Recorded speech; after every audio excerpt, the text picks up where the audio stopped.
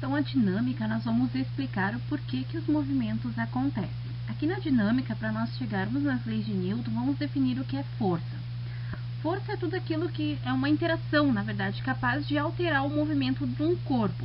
E essa interação desses corpos, ela pode alterar a velocidade de um corpo. E nós sabemos quando nós temos uma alteração dessa velocidade, surge uma aceleração.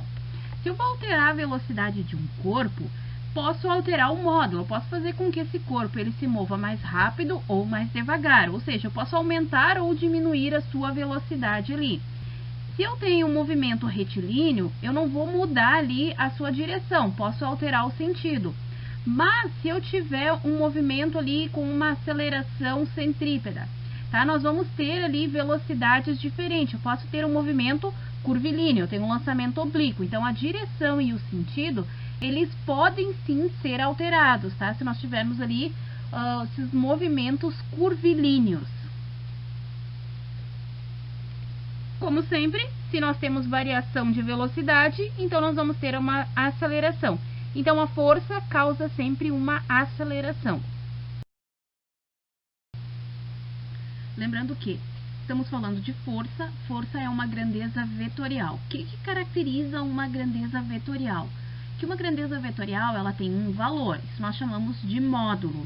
Ela possui uma direção, vai ser horizontal, vertical ou diagonal, e ainda vai ter um sentido, para a direita, para a esquerda, para norte, para sul.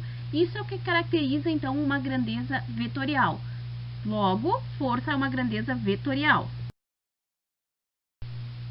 Unidades de medida que nós vamos usar para força. Pelo sistema internacional, nós vamos usar Newton, mas existe a DINA, existe unidades de alcance de força, e existe também o quilograma-força, que depois de Newton pode aparecer para vocês. Mas o que nós vamos usar é Newton, tá? Inclusive o que eu vou usar nos exemplos aqui com vocês. Então, quando falar em Newton, tá falando em uma unidade de medida de força. Depois, quando nós estudarmos as leis de Newton, nós vamos compreender melhor o porquê deste Newton, tá? Tem um desenho animado da década de 80, 90, que tinha um personagem chamado He-Man, tá? Os personagens ali, eles lutavam contra um monstro que era o esqueleto. E, especificamente, esse personagem, o He-Man, ele gritava, eu tenho a força. Percebam que existe um equívoco aqui, pois ninguém consegue ter a força, porque força, na verdade, é uma interação entre corpos. Então, ninguém pode possuir uma força, e sim ter uma interação entre corpos, surge uma força.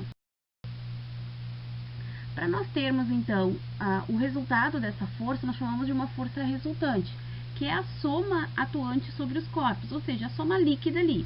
Como nós falamos que é uma grandeza vetorial, nós vamos sempre somar as forças, só que nós precisamos respeitar qual é a direção e o sentido dessas forças, desses corpos que estão interagindo.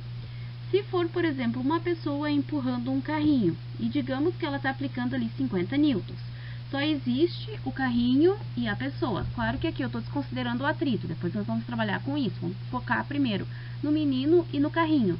Então, ele que empurra ali a força, como só tem esse valor de força, ela acaba sendo a força resultante. Então, o módulo aqui, 50 newtons. A direção, segundo a imagem, horizontal e para a direita. Se eu tenho mais do que uma força sendo aplicada em um corpo, posso ter uma ou mais forças sendo aplicadas, tá? Mas tem que ter uma interação ali dos corpos. Digamos que é uma força de 15, de 20 newtons. Como elas estão na mesma direção e no mesmo sentido, nós somamos ela, 15 mais 20, 35 newtons. Essas forças ali geram, então, a força resultante, que tem um módulo de 35 newtons, segundo a imagem horizontal e para a direita. Por exemplo, um cabo de guerra. Digamos que de um lado 25 newtons, do outro 20 newtons. Aqui, como elas estão em direção, em sentidos opostos, mesma direção, mas sentidos opostos, nós fizemos uma subtração.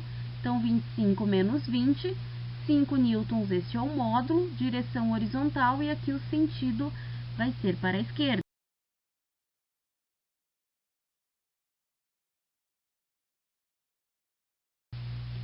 Se por um acaso nós tivermos forças perpendiculares, sempre que falar em perpendiculares, são forças que formam entre si um ângulo de 90 graus. Para isso, então, nós vamos resolver através de Pitágoras.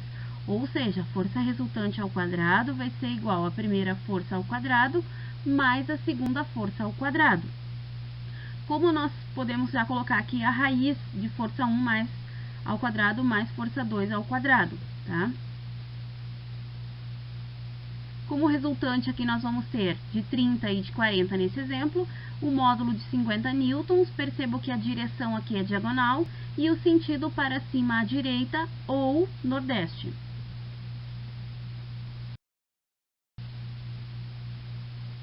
Nós temos dois tipos de força, tá? Quando eu falo interação entre corpos, não significa necessariamente que esses corpos eles precisam se tocar. Quando esses corpos estão tocando, que nem eram os exemplos anteriores, alguém empurrando um carrinho, ali tinha o contato das pessoas com a corda, das pessoas com o carro, quando tem este toque, nós chamamos de força de contato.